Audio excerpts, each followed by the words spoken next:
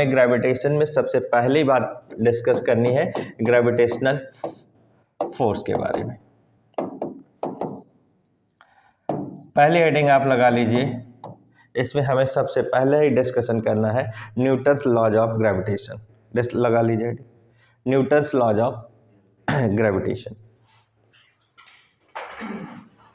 ठीक है, देखें तो सबसे पहली हेडिंग हमें क्या समझना है, न्यूटन्स लॉज ऑफ ग्रेविटेशन।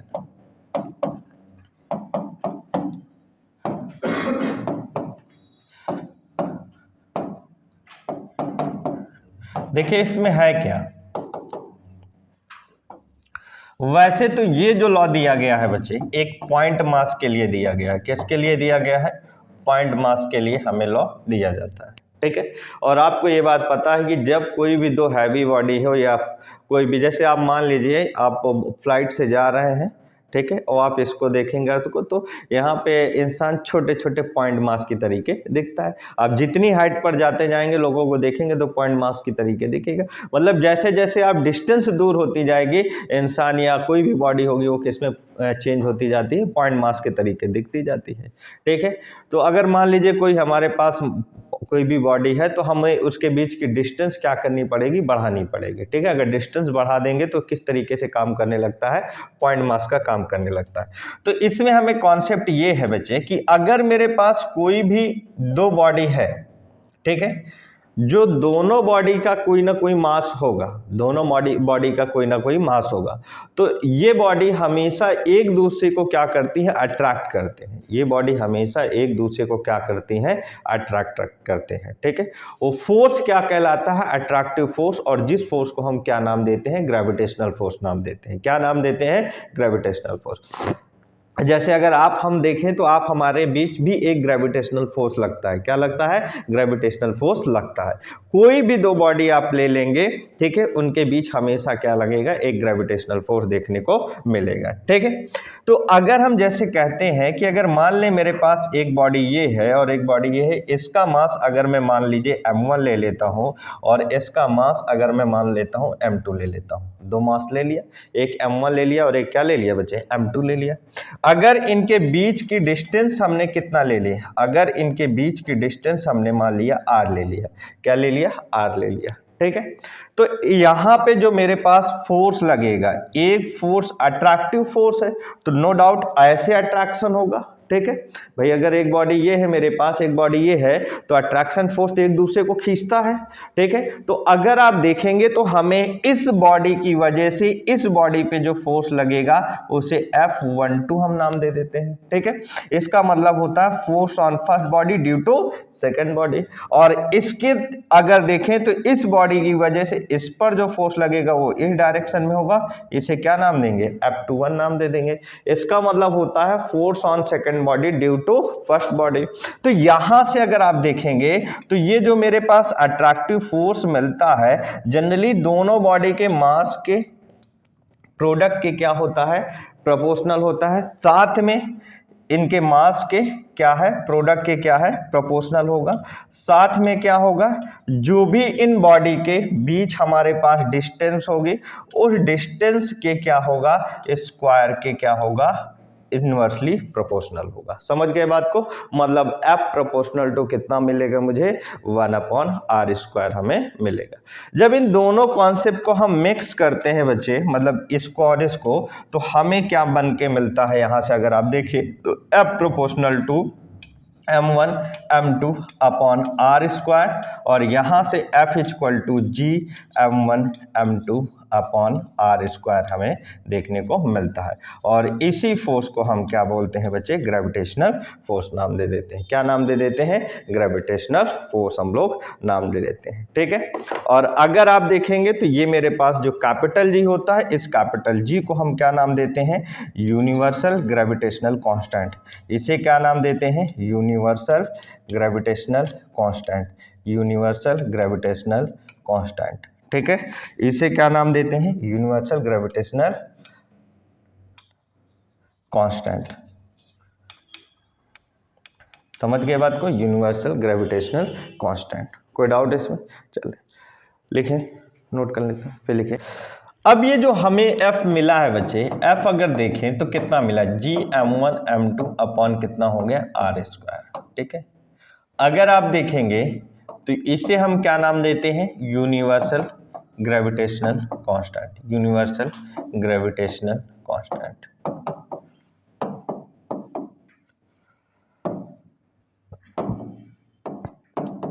ठीक है, अगर आप देखेंगे F को तो ये क्या है, does not depends on the medium, ये मीडियम पे डिपेंड नहीं करता। जैसे अगर दो बॉडी है बच्चे, चाहे आप उसे पानी के अंदर ले लेंगे, उसके बीच पानी के अंदर जो फोर्स होगा वही हमें पानी के बाहर भी हमें दो बॉडी के बीच ग्रेविटेशनल फोर्स देखने को मिलेगा।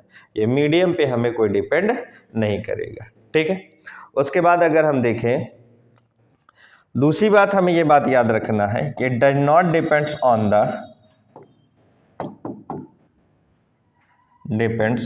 The nature and size of the body. ये किसके बारे में है, G does not depends on the nature and size of the body. ठीक है, अगर देखेंगे तो ये मेरे पास जो भी हमारे पास साइज होगी बॉडी की उस पर डिपेंड नहीं करेगा, क्योंकि ये ग्रेविटेशनल कांस्टेंट है, यूनिवर्सल कांस्टेंट है, तो ये किसी बात पे, अब ये चेंज तो हो नहीं सकता कि ये चेंज होगा, इस वजह से किसी बात पे डिपेंड नहीं करता। ठीक है, जैसे आपसे कोई पूछा जाए कि क्यों यूनिवर्सल कांस्टेंट होता है, तो ये आप कह सकते हैं कि इस वजह से यूनिवर्सल कांस्टेंट है क्योंकि ये कोई शेप पे डिपेंड नहीं करेगा और ये साथ में नेचर के साथ हमारा चेंज नहीं होगा। पे जी की वैल्यू देखें तो G equal to 6.67 into 10⁻11 newton metre square पर kg स्क्वायर, इसके इक्वल। समझे बात को, तो ये वैल्यू आपको याद रखना है कि किसके इक्वल होता है, न्यूटन मीटर स्क्वायर पर kg स्क्वायर। नोट कर लीजिए।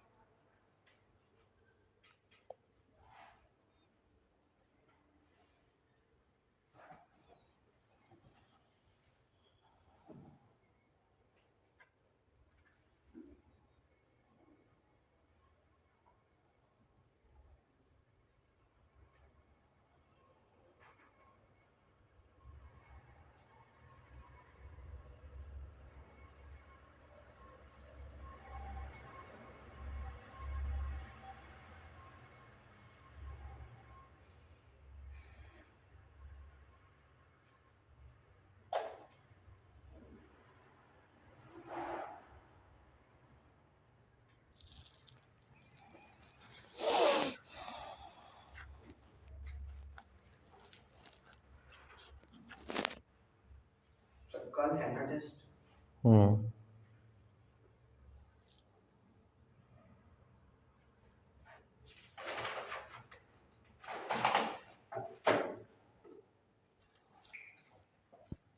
हो गया, चलें नेक्स्ट हेडिंग लगाइए, फीचर्स ऑफ ग्रेविटेशनल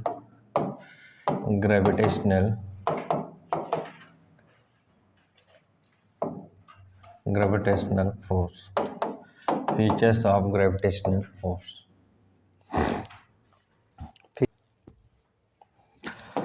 पहला पॉइंट लिख लीजिएगा इसमें, unlike the इलेक्ट्रोस्टैटिस्टिक्स,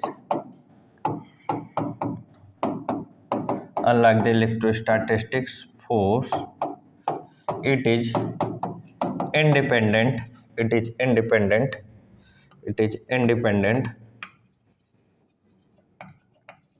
of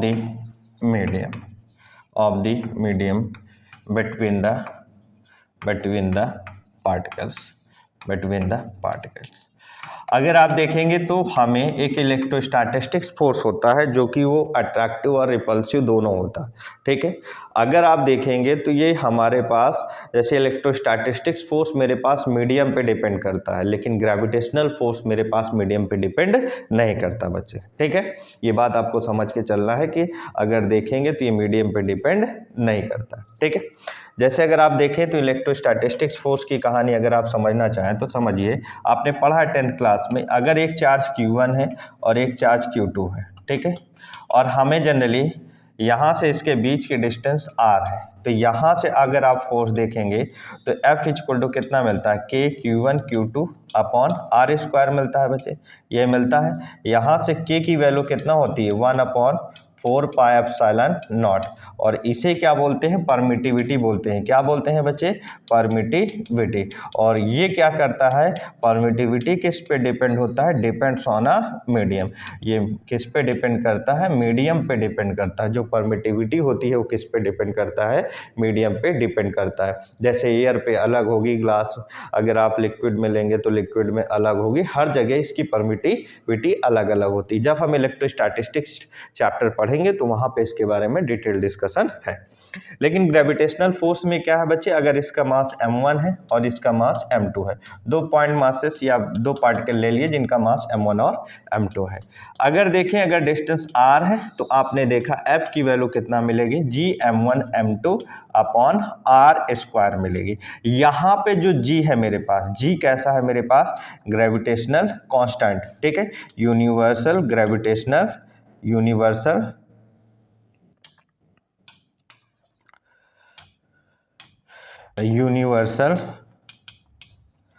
gravitational constant है, यूनिवर्सल ग्रेविटेशनल कांस्टेंट, ठीक है।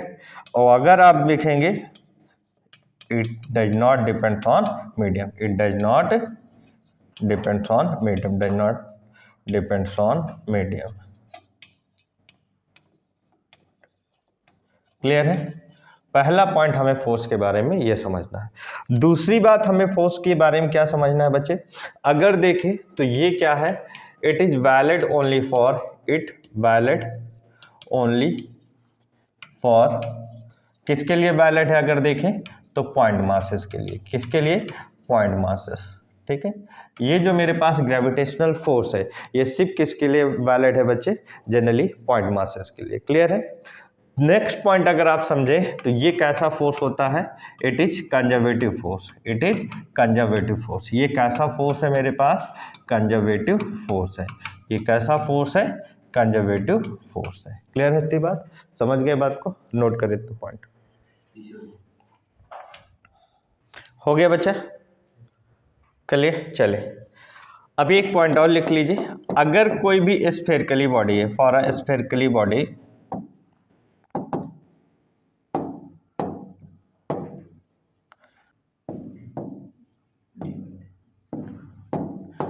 symmetric body, spherically symmetric body,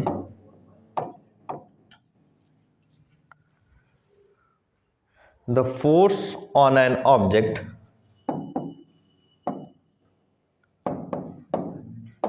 the force on an object,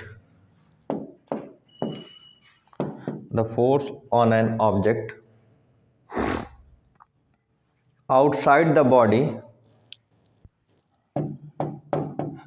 outside the body, as if body, the entire mass of the body concentrated, body concentrated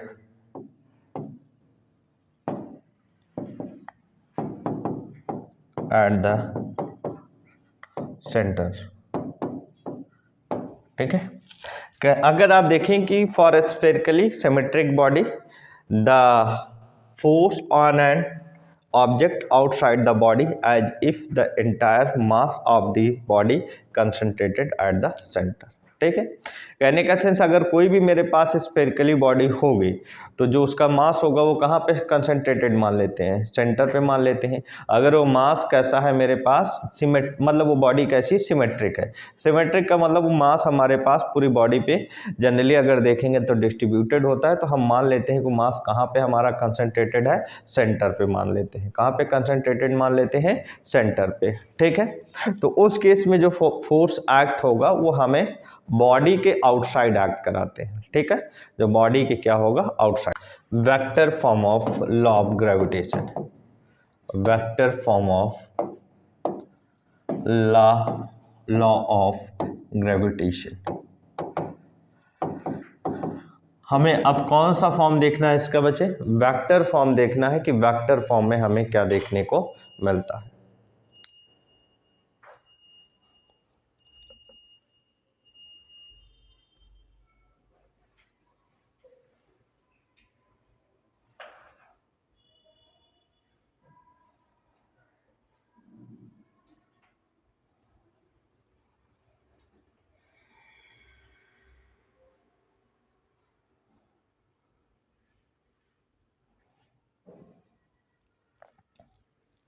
चले मान ले मेरे पास ये क्या है, एक पॉइंट मास m1 है और एक m2 है, ठीक है। इसका पॉइंट ओरिजिन पॉइंट है, ये कैसा पॉइंट है, ओरिजिन पॉइंट है। हमेशा जो हमें किसी भी पॉइंट का पोजीशन वेक्टर देखते हैं हमेशा ओरिजिन पॉइंट के रिस्पेक्ट में लेते हैं। तो हम मान लेते हैं इसका कितना है, r1 वेक्टर है और इसका कितना है मेरे पास, r2 वेक्टर है। कितना है, r2 वेक्टर है। और इसके बीच जो डिस्टेंस है वो कितना है, r वेक्टर है। इसके बीच जो मेरे पास पॉइंट मासेस है इनके बीच जो डिस्टेंस है वो कितना है मेरे पास, r वेक्टर है। समझ गए बात को। m1 और m2 है जिनके बीच हमें क्या दे रखा है, जो मेरे पास m1 और m2 के बीच जनरली जो डिस्टेंस दे रखी है वो वेक्टर फॉर्म में r वेक्टर। अगर मैग्नीट्यूड के फॉर्म में देखेंगे तो कितना मिलेगा, मॉड ऑफ r वेक्टर हो जाएगा, ठीक है। अब आप जानते हैं यहाँ से अगर आप देखिए तो इस डायरेक्शन में मेरे पास क्या होता है, f12 और इस डायरेक्शन में हमें क्या मिलेगा, f21, ठीक है। क्या मिलेगा, f21 मिल जाएगा। चलिए बना इतना समझिएगा यहाँ से बच्चे। अगर हम देखें तो r1 vector plus r vector, ठीक है। यहाँ से अगर देखें तो r1 vector plus r vector equal to कितना होगा, ट्रायंगल लॉ से किसके इक्वल होगा, r2 वेक्टर के इक्वल होगा। तो r वेक्टर इक्वल टू कितना हो गया, r2 vector minus r1 vector हो गया बच्चा। अगर देखें तो हमारे पास r vector equal to r2 vector minus r1 vector हो गया। अब आप मुझे ये बताएं यहाँ से, force on 1 due to second equal to अगर देखेंगे तो g m1 m2 ये तो कांस्टेंट वैल्यू होगी अपॉन मॉड ऑफ। अब यहाँ पे मेरे पास क्या है, r वेक्टर है कि नहीं, a से b तक डायरेक्शन में क्या है, r वेक्टर किसके इक्वल है, r2 minus r1 vector, r2 vector minus r1 vector. Mod of square into direction हम ये ले लेते हैं, डायरेक्शन क्या ले लेते हैं, इस डायरेक्शन में ले लेते हैं। अगर हम इसे a नाम दे दें और इसे b नाम दे दें तो इसे सीधे सीधे हम r कैप रिप्रेजेंट कर देते हैं। क्या रिप्रेजेंट कर देते हैं, r कैप। r कैप का मतलब हो जाता है कि इसका डायरेक्शन किस डायरेक्शन में है, उस साइड है बच्चे, a से b की तरफ है। समझ गए बात को। लेकिन अगर हम इसी फॉर्मेट से यहाँ से देखें, अगर आप यहाँ से देखेंगे तो b से a में अगर आप देखेंगे तो b से a में मुझे क्या मिलता है, f21 वेक्टर मिलेगा। कितना मिलेगा बच्चे, f21। तो यहाँ से कितना होगा, g m1 m2 अपॉन ये अगर देखें बच्चा तो यहाँ से अब आप क्या निकालना पड़ेगा, इस डायरेक्शन में जाना पड़ेगा। तो यहाँ से अगर आप देखेंगे तो इस डायरेक्शन में जाने के लिए थोड़ा आप समझिएगा, मैं बता रहा हूँ। जैसे OB vector plus BA vector होगा कि नहीं, OB vector plus BA vector equal to कितना होगा मेरे पास, OA वेक्टर। कितना होगा, OA वेक्टर। तो यहाँ से आपको BA वेक्टर निकालना है तो BA vector equal to OA vector और माइनस कितना होगा, OB वेक्टर। OA वेक्टर कितना है मेरे पास, R2 वेक्टर, R1 वेक्टर और OB वेक्टर कितना है, R2 वेक्टर। समझ गए कि नहीं बात को। तो इसका मतलब हम यहाँ पे क्या लिख सकते हैं, mod of R1 vector minus R2 vector. और अगर देखें तो यहाँ पे क्या है, r कैफ है। कितना है मेरे पास, r कैफ है। तो यहाँ से आर कैप, ये F21 वेक्टर हो जाएगा। कितना हो जाएगा? F21 vector. क्लियर है इतनी बात? यहाँ से क्या मिल जाएगा? F21 vector. तो यहाँ से अगर देखेंगे तो F21 vector equal to G M1 M2 upon mod of R1 vector minus R2 vector का whole square into R cap. ठीक है, आर कैप अगर यहां से देखें तो इसकी जगह चाहे तो आप ये लिख सकते हैं, इसकी जगह सबसे बेहतर ये है आपके लिए कि आप आर कैप मत लिखिए, यहां से बी से ए जा रहे हैं ना, तो बी ए कैप लिख दीजिए। समझे बात को? तो ये माइनस आर कैप हो जाएगा। कितना हो जाएगा बच्चे? Minus are cap. नोट कर लीजिए।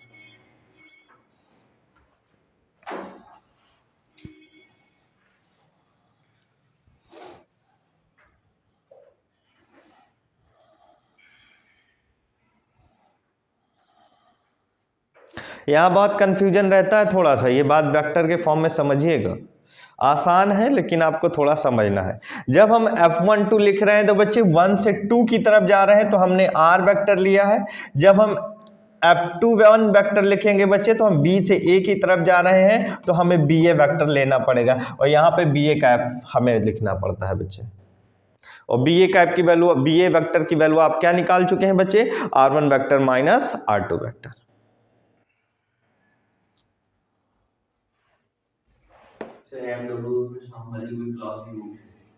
अभी बाद में बात कर।